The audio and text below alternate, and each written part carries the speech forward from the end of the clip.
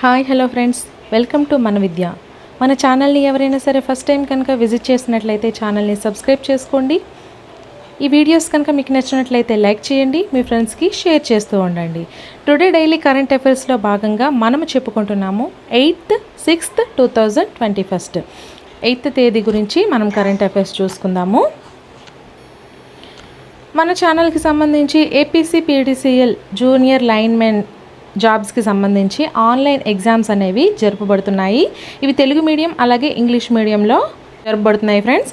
So APC PDCL నుంచి ఈ exams అయితే కండక్ట్ చేస్తున్నారు. Total grand tests 10 grand tests అంటే 10 గ్రాండ్ టెస్ట్లు. ఒక్కో గ్రాండ్ టెస్ట్కి 100 క్వశ్చన్స్ చొప్పున టోటల్గా 1000 క్వశ్చన్స్ అయితే ఈ టెస్ట్స్ నిర్వహిస్తున్నారు. ఇవి టోటల్గా హై లెవెల్ టెస్ట్ సిరీస్. ఇందులో ప్రశ్నల వివరణ అనేది చాలా బాగా ఉంటుంది. సో ప్రతి ఒక్కరికి ఎంతో యూజ్ అవుతాయి. ప్రతి ఒక్కరూ అయితే మన విద్య యాప్ని డౌన్లోడ్ చేసుకోండి. అలాగే దీని యొక్క ఫుల్ వివరాలను కూడా మేము డిస్క్రిప్షన్ బాక్స్లో మేమైతే ప్రొవైడ్ చేస్తున్నాము. ఒకసారి అయితే చెక్ చేసుకోండి. ఇది పరీక్షకు ముందైతే ప్రతి ఒక్కరు కూడా ఈ ఎగ్జామ్స్ని అటెంప్ట్ చేయవలసి ఉంటుంది, ఎందుకంటే మీకు చాలా బాగా ఉపయోగపడతాయి. సో మనము లాస్ట్ క్లాస్లో క్వశ్చన్ని కనుక చూసుకున్నట్లయితే, జాతీయ మానవ హక్కుల చైర్మన్గా ఇటీవల ఎవరు నియమితులయ్యారు? జాతీయ మానవ హక్కుల చైర్మన్గా ఇటీవల ఎవరు నియమితులయ్యారు? First one Sushil Chandra, second one Arun Kumar Mishra, third one MM Kumar, fourth one Rajiv Jain. First one Sushil Chandra, second one Arun Kumar Mishra, third one MM Kumar, fourth one Rajiv Jain. So answer వచ్చేసి సెకండ్ వన్ అరుణ్ కుమార్ మిశ్రా గారు జాతీయ మానవ హక్కుల చైర్మన్గా ఇటీవల నియమితులు అవ్వడం అయితే జరిగింది. సో టుడే క్వశ్చన్ని కనుక మనం చూసుకున్నట్లయితే, అక్కడ ప్రింట్ తప్పుపడింది ఫ్రెండ్స్. టుడే క్వశ్చన్ అది, లాస్ట్ క్వశ్చన్ కాదు.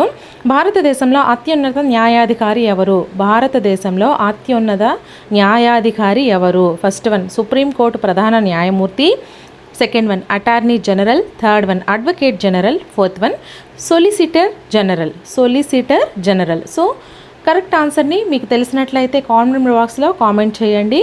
ఒకవేళ మీకు తెలియకపోతే రేపటి వీడియోలో దానికి ఆన్సర్ వచ్చేసి నేను చెప్తాను. సో భారతదేశంలో అత్యున్నత న్యాయాధికారి ఎవరు అన్న దాని గురించి మీరైతే ఆలోచించి ఆన్సర్ని చెప్పండి. సో టుడే కరెంట్ అఫైర్స్ కనుక మనం చూసుకున్నట్లయితే, నాలెడ్జ్ ఎకానమీ మిషన్ను ప్రారంభించిన కేరళ రాష్ట్ర ప్రభుత్వం. నాలెడ్జ్ ఎకానమీ మిషన్ను ప్రారంభించినటువంటి కేరళ రాష్ట్ర ప్రభుత్వం. ఈ నాలెడ్జ్ ఎకానమీ మిషన్ను ఏ ప్రభుత్వం ప్రారంభించింది అంటే కేరళ రాష్ట్ర ప్రభుత్వం అయితే ప్రారంభించడం జరిగింది. విద్యావంతులకు ఉపాధి కల్పించడానికి, కొనసాగుతున్న ప్రయత్నాలను తీసుకురావడానికి మరియు నాలెడ్జ్ వర్కర్లకు ఒకే కార్యక్రమం కింద మద్దతు ఇవ్వడానికి కేరళ రాష్ట్ర ప్రభుత్వం నాలెడ్జ్ ఎకానమీ మిషన్ను ప్రారంభించింది. విద్యావంతులకు ఉపాధి కల్పించడానికి, చదువుకున్న వాళ్ళకు ఉపాధి కల్పించడానికి, అలాగే కొనసాగుతున్న ప్రయత్నాలను తీసుకురావడానికి, వాటి కోసం ప్రయత్నాలు చేస్తున్న వాళ్ళని ముందుకు తీసుకురావడానికి, మరియు నాలెడ్జ్ వర్కర్లకు అంటే నాలెడ్జ్ ఉన్నటువంటి వర్క్ చేసే వాళ్ళకి ఒకే కార్యక్రమం కింద మద్దతు ఇవ్వడానికి కేరళ రాష్ట్ర ప్రభుత్వం ఈ యొక్క నాలెడ్జ్ ఎకానమీ మిషన్ను ప్రారంభించింది. ఏ మిషన్ను కేరళ రాష్ట్ర ప్రభుత్వం విద్యావంతులకు ఉపాధి కల్పించడానికి ప్రారంభించింది అంటే నాలెడ్జ్ ఎకానమీ మిషన్ అని మనం చెప్పుకోవాలి. రాష్ట్ర బడ్జెట్లో దానిపై చొరవను ప్రకటించిన ఆర్థిక మంత్రి కేఎన్ బాలగోపాల్. ఆర్థిక మంత్రి ఎవరు అంటే కేఎన్ బాలగోపాల్. ఈ యొక్క కేరళ రాష్ట్ర ప్రభుత్వం ఆర్థిక మంత్రి కేఎన్ బాలగోపాల్ గారు జూలై 15 లోపు సమగ్ర ప్రాజెక్ట్ నివేదికను సమర్పించే పనికి Kerala development and innovation strategic council KDISC full form వచ్చేసి Kerala development and innovation strategic council అని అర్థము. సో ఈ ప్రాజెక్టుకు నాయకత్వం వహిస్తుందని బాలగోపాల్ గారు తెలిపారు. ఈ యొక్క కేడిఐఎస్సి ప్రాజెక్టుకు నాయకత్వం వహిస్తుందని బాలగోపాల్ తెలిపారు. ఈ యొక్క Kerala development and innovation strategic council అనేది ఈ ప్రాజెక్టుకు నాయకత్వం అయితే వహిస్తుంది. సో నాలెడ్జ్ ఎకానమీ మిషన్ను అసలు మెయిన్ థీమ్ ఏంటి అంటే, విద్యావంతులకు ఉపాధి కల్పించడానికి, కొనసాగుతున్న ప్రయత్నాలను తీసుకురావడానికి మరియు నాలెడ్జ్ వర్కర్లకు ఒకే కార్యక్రమం క్రింద మద్దతు ఇవ్వడానికి కేరళ రాష్ట్ర ప్రభుత్వం ఈ యొక్క నాలెడ్జ్ ఎకానమీ మిషన్ను ప్రారంభించింది. సో నెక్స్ట్ మనం చూసుకుంటే, జర్మనీ యొక్క ఫిఫా ప్రపంచ కప్ విజేత సామీ ఖేదిరా రిటైర్మెంట్ ప్రకటింపు. జర్మనీ యొక్క ఫిఫా ప్రపంచ కప్ విజేత, ఈ ఫిఫా ప్రపంచ కప్ విజేత అయినటువంటి సామీ ఖేదిరా అయినటువంటి అతను రిటైర్మెంట్కి ప్రకటింపించారు. జర్మనీ యొక్క ఫిఫా ప్రపంచ కప్ విజేత సామి ఖేదిరా ఇటీవల ఆటకు రిటైర్మెంట్ ప్రకటించారు. సామి ఖేదిరా అనే అతను ఇటీవల ఆటకు రిటైర్మెంట్ ప్రకటించడం అయితే జరిగింది. సో అతను తన కెరీర్ను విఎఫ్బి స్టుట్గార్ట్లో ప్రారంభించాడు. అతను తన యొక్క కెరీర్ను ఎక్కడ ప్రారంభించాడు అంటే విఎఫ్బి స్టుట్గార్ట్లో ప్రారంభించాడు. మరియు 2006-2007 సీజన్లో రియల్ మాడ్రిడ్కు వెళ్లే ముందు లీగ్ టైటిల్ని గెలుచుకోవడంలో వారికి సహాయపడ్డాడు. 2006-2007 సీజన్లో రియల్ మాడ్రిడ్కు వెళ్లే ముందు లీగ్ టైటిల్ని గెలుచుకోవడంలో వారికి సహాయపడడం అయితే జరిగింది. అక్కడ అతను ట్రోఫీతో స్పెల్లో లీగ్ మరియు ఛాంపియన్స్ లీగ్ను గెలుచుకున్నాడు. అక్కడ అతను ట్రోఫీతో స్పెల్లో లీగ్ మరియు అలాగే ఛాంపియన్స్ లీగ్ను కూడా గెలుచుకోవటం జరిగింది. అతను జర్మనీ కోసం 77 మ్యాచ్లలో 7 గోల్స్ చేశాడు. 77 మ్యాచ్లలో జర్మనీ కోసం అతను 7 గోల్స్ చేశాడు. మరియు బ్రెజిల్లో 2014 ప్రపంచ కప్ గెలవడానికి ప్రధాన పాత్రను పోషించడం జరిగింది. అలాగే బ్రెజిల్లో 2014 ప్రపంచ కప్ గెలవడానికి ప్రధాన పాత్ర అయితే ఈ యొక్క సామి ఖేదిరా పోషించారు. సో జర్మనీ యొక్క ఫిఫా ప్రపంచ కప్ విజేత సామి ఖేదిరా రిటైర్మెంట్ ప్రకటింపు అయితే జరిగింది. సో నెక్స్ట్ మనం చూసుకుంటే హెచ్ఎస్బిసి ఇండియా ఆపరేషన్ యొక్క చీఫ్ ఎగ్జిక్యూటివ్ ఆఫీసర్గా హితేంద్ర దేవ్ అనే అతను హెచ్ఎస్బిసి ఇండియా ఆపరేషన్ యొక్క చీఫ్ ఎగ్జిక్యూటివ్ ఆఫీసర్గా అయితే ఎన్నికవడం జరిగింది, నియమితులయ్యారు. హితేంద్ర దేవ్ను హెచ్ఎస్బిసి ఇండియా ఆపరేషన్ యొక్క చీఫ్ ఎగ్జిక్యూటివ్ ఆఫీసర్గా అంటే సిఇఓగా నియమించారు. అతని యొక్క నియామకం రెగ్యులేటరీ ఆమోదానికి లోబడి ఉంటుంది మరియు అప్పటి వరకు అతను తాత్కాలిక సిఇఓగా పనిచేస్తాడు. అతని యొక్క నియామకం అనేది రెగ్యులేటరీ ఆమోదానికి లోబడి ఉంటుంది. అలాగే అప్పటి వరకు ఆయన తాత్కాలిక సిఇఓగా పనిచేస్తారు.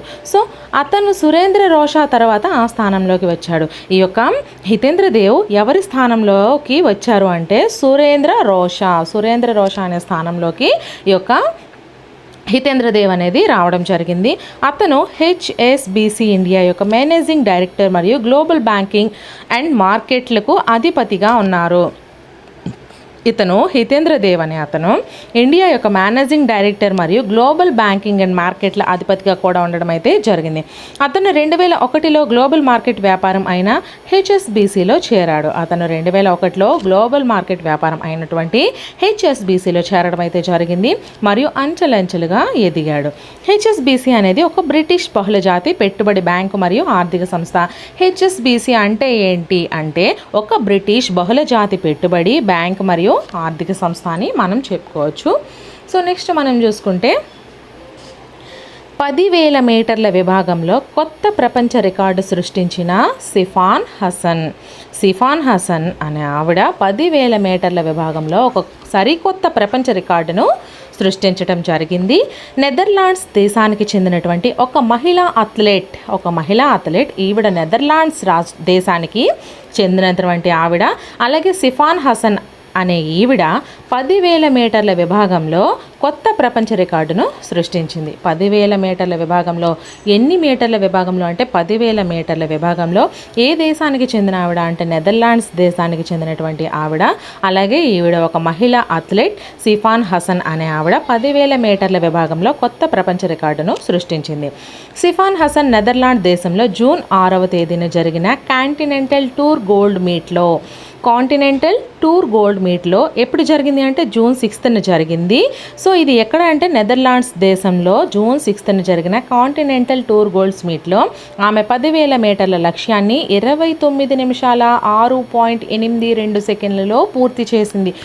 ఎన్ని నిమిషాల్లో ఈ యొక్క 10,000 మీటర్ల లక్ష్యాన్ని పూర్తి చేసింది అంటే బాగా గుర్తుపెట్టుకోండి, 29 నిమిషాల 6.82 సెకండ్లలో పూర్తి చేసింది. 29 minutes 6.82 సెకండ్స్లో పూర్తి చేయటం అయితే జరిగింది. 29 నిమిషాల 17.45 సెకండ్లతో 2016 రియో ఒలింపిక్స్లో అల్మాజ్ అయానా ఇథియోపియాకు చెందిన ఈవిడ నెలకొల్పిన ప్రపంచ రికార్డును ప్రస్తుతం సిఫాన్ బద్దలు కొట్టింది. 29 నిమిషాల 17.45 సెకండ్లతో 2016లో రియో ఒలింపిక్స్లో ఎవరు గెలిచారు అంటే అల్మాజ్ అయానా. ఈవిడ ఇథియోపియా దేశానికి చెందినటువంటి ఆవిడ యొక్క రికార్డును ప్రస్తుతం సిఫాన్ బద్దలు కొట్టడం అయితే జరిగింది. సో నెక్స్ట్ మనం చూసుకుంటే ప్రపంచ ఆహార భద్రతా దినోత్సవంగా జూన్ 7 ప్రపంచ ఆహార భద్రతా దినోత్సవంగా ఎన్నవ తేదీన జరుపుకుంటాము అంటే జూన్ 7న జరుపుకుంటాము. ప్రపంచ ఆహార భద్రతా దినోత్సవాన్ని ప్రపంచవ్యాప్తంగా జూన్ 7న జరుపుకుంటారు. ఈ రోజు యొక్క లక్ష్యం వివిధ ఆహార పదార్థాల ప్రమాదాల గురించిన మరియు దానిని ఎలా నివారించాలో అనే దానిపై అవగాహన పెంచటం. ఈ రోజు యొక్క ముఖ్య లక్ష్యం ఏంటంటే వివిధ ఆహార పదార్థాల ప్రమాదాల గురించి మరియు దానిని ఎలా నివారించాలో అనే దానిపై అవగాహన పెంచడం అయితే దీని యొక్క ముఖ్య లక్ష్యం. అలాగే ఈ సంవత్సరం థీమ్ ఏంటంటే ఆరోగ్యకరమైన రేపు కోసం ఈరోజు సురక్షితమైన ఆహారం. జాగ్రత్తగా గుర్తుపెట్టుకోండి, ఆరోగ్యకరమైన రేపు కోసం ఈరోజు సురక్షితమైన ఆహారం. ఆరోగ్యకరమైన రేపటిని మనం చూడాలి అంటే ఈరోజు మనం సురక్షితమైన ఆహారాన్ని తీసుకోవాలి కదా. సో ఇదే ఈ సంవత్సరం యొక్క థీమ్. ఈ ఐక్యరాజ్య సమితి స్వీకరించిన మొట్టమొదటి ప్రపంచ ఆహార భద్రతా దినం డిసెంబర్ 2018లో జనరల్ అసెంబ్లీలో ప్రకటించాయి. ఈ యొక్క ఐక్యరాజ్య సమితి స్వీకరించినటువంటి మొట్టమొదట ప్రపంచ ఆహార భద్రతా దినం అనేది డిసెంబర్ 2018లో జనరల్ అసెంబ్లీలో ప్రకటించాయి. సో నెక్స్ట్ చూస్తే మొట్టమొదటి ఆహార భద్రతా దినోత్సవం 2019 యొక్క థీమ్ ఏంటంటే ఆహార భద్రత అందరి వ్యాపారం. 2019 యొక్క ఫస్ట్ థీమ్ ఏంటంటే ఆహార భద్రత మరియు అందరి వ్యాపారంగా ఉంది. ఈ దిశలో ప్రపంచ ఆరోగ్య సంస్థ WHO యొక్క ఆహార మరియు వ్యవసాయ సంస్థ FAO ఫుల్ ఫామ్ వచ్చేసి ఆహార మరియు వ్యవసాయ సంస్థ సహకారంతో జూన్ 7ను ఆహార భద్రతా దినంగా జరుపుకోవాలని ఐక్యరాజ్య సమితి నిర్ణయించింది. జూన్ 7ను ఆహార భద్రతా దినంగా జరుపుకోవాలని ఐక్యరాజ్య సమితి నిర్ణయించింది. ప్రపంచ ఆరోగ్య సంస్థ WHO యొక్క మరియు ఆహార మరియు వ్యవసాయ సంస్థ FAO సహకారంతో ఈ యొక్క ఐక్యరాజ్య సమితి నిర్ణయించడం అయితే జరిగింది. సో ఇక్కడతో ఈరోజు కరెంట్ అఫైర్స్ అయితే పూర్తయ్యాయి ఫ్రెండ్స్. రేపటి కొత్త కరెంట్ అఫైర్స్తో మళ్ళీ కలుద్దాము. వీడియోస్ కనుక నచ్చినట్లయితే చేయండి, మీ ఫ్రెండ్స్కి షేర్ చేస్తూ ఉండండి. ఛానల్ని ఎవరైనా ఫస్ట్ టైం విజిట్ చేసినట్లయితే మీరు ఛానల్ని సబ్స్క్రైబ్ చేసుకోండి. అలాగే మన ఛానల్ తరపున మన విద్య యాప్ అనేది ఉంది. దీంట్లో ఆన్లైన్ టెస్టులు అనేవి జరుగుతున్నాయి. యాప్ని డౌన్లోడ్ చేసుకోండి. అలాగే ప్రతి ఒక్కరూ యూజ్ చేసుకోండి ఫ్రెండ్స్.